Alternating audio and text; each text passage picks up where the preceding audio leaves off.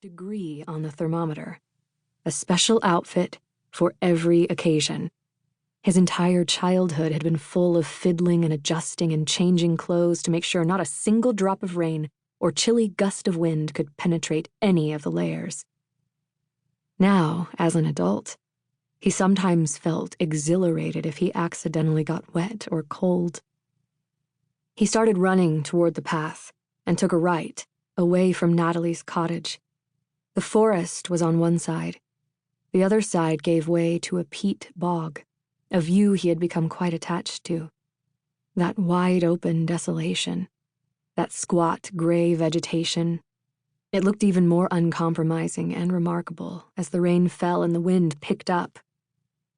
He remembered the sight of the white frost on the peat moss out there in the wintertime. There had been something unearthly about it, so fragile and seductive.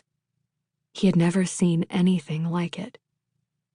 At one point, a large moose showed up out of nowhere, swaying its way over the frozen pools, which rang out, crashing and tinkling like sorrowful chimes.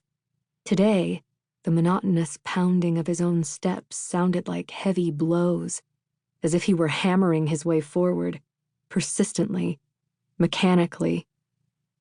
After the first section, the winding path turned into a long straight as it headed toward the old peat quarry.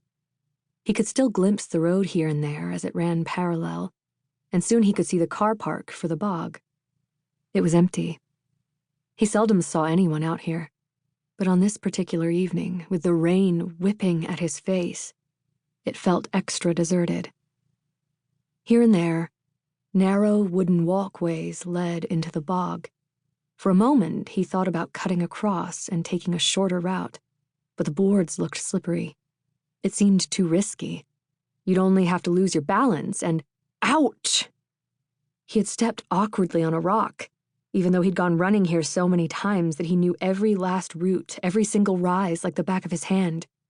The pain vibrated through his leg, then suddenly retreated in a flash, only to return in full force a minute later.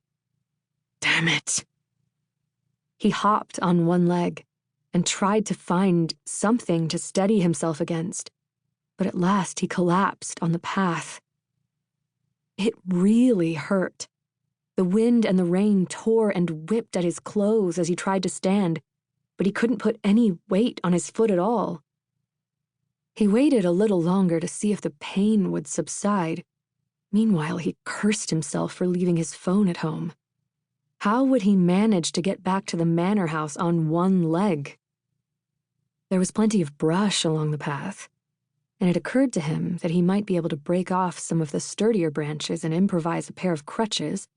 It seemed like a good idea, but after a while he had to give up. The branches he found weren't strong enough. Once he had made it some distance down the path by alternately hopping and dragging himself along, he looked out over the bog. That was when it struck him.